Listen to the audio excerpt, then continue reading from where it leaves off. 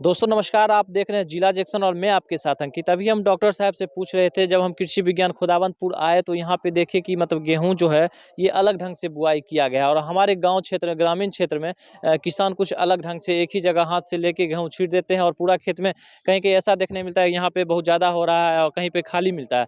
तो यहाँ पे आप देख रहे होंगे कहीं भी उस तरह का तस्वीर नहीं दिख रहा होगा। और एक तरफ से एक लाइन से मतलब लगता है किस तरह मशीन के द्वारा एक लाइन से यहाँ पे किया गया। और सर ने ये बताया यहाँ पे धान हम लोग काट के उसके बाद गेहूं का तुरंत कर दिया और कोई जुताई वगैरह नहीं करना है, खेत को नहीं जोतना है, सिर्फ धान काटिए और गेहूं को बो दीजिए। और सर से हम बात करके आपको दिखलाते हैं, विशेष जानकारी देंगे और किस तरह से दवा का छिड़काव करना है नहीं करना है हम सर से विशेष विशेष बात करके दिखला रहे हैं। और आपके स्क्रीन पे चल रहा होगा, एक कोई किसान थे इस तरह से दवा का यूज किए हैं जो उनका पूरा फसल ही जल गया है। तो मेरे साथ लगातार बने रहे, मेरे चैनल को सब्सक्राइब करना ना भूले। चलिए हम डॉक्टर साहब से बात करके आपको दिखलाते हैं सर क्या कुछ जानकारी आपको दे रहे हैं। ये मतलब लगता है ये बीच में वो ज़्यादा हो गया, कहीं कम हो गया, और आपका ये कृषि विज्ञान में देखा जा रहा है कुछ अलग देखा जा रहा है। जैसे कि आप यहाँ देख सकते हैं, हमारा जितने भी गेहूं है ये मशीन से बुआई होता है और लाइन से बुआई होता है, जो जीरो टिलेज मशीन बोलते हैं। हम लोग इस खेत को जोतते नहीं हैं। जैसे ही धान का कटनी हो गया, जीरो टिलेज मशीन से सीधा बुआई हो जाता है। इसीलिए इसका जो ग्रोथ है यूनिफॉर्म रहता है, लाइन से रहता है।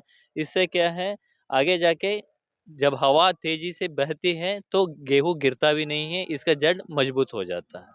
इससे और क्या फायदा होगा? इससे ये भी फ़ायदा है, इसका एक तो यूनिफ़ॉर्म रहता है, इससे फ़ायदा ये भी है कि इसका उपज ज़्यादा बढ़ जाता है।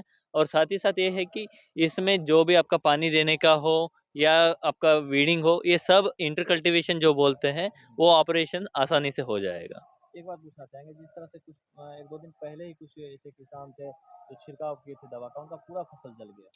देखिए, जो किसान को दवाई मिलता है, पहली बात ये है कि वो पहले जानकारी ले ले कि वो उसी खेत में उस खरपतवार नाशक है कि नहीं।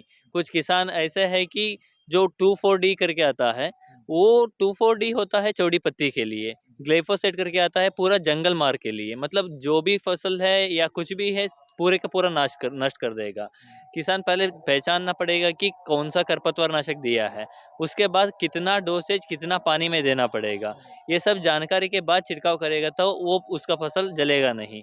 यदि उतना डोसेज से ज़्यादा दे दिया है तो उस खेत में नमी बना के रखने का ज़रूरत होता है।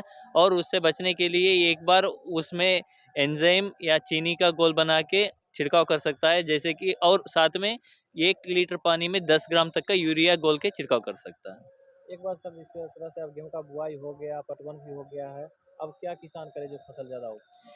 जिस किसान का अभी गेहूँ 25 दिन 30 दिन हो गया है, जिसका एक पटवन हो गया है, वहाँ पे वो जो खरपतवारनाशी है कार्बनट्राजोन ईथेल करके भी आता है, उसको 1 एकड़ में 20 ग्राम के हिसाब से उपयोग कर सकता है।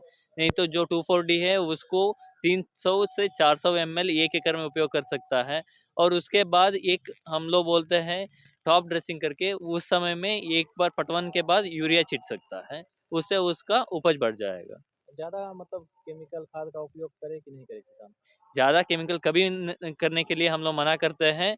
जितना किसान डेयरी में कृषि विज्ञान द्वारा बताया जाएगा, नहीं तो राजेंद्र प्रसाद केंद्रीय कृषि विश्वविद्यालय से किसान डेयरी बनाया हुआ है, उसमें देख के उससे वो इन्फॉर्मेशन लेके जितना उसमें यूरिया का छिड़काव के लिए लिखा हुआ है उसी मात्रा में छिड़काव करें। एक बार खाद दे के और कितना देर के बाद पानी पटवन कर सकता है?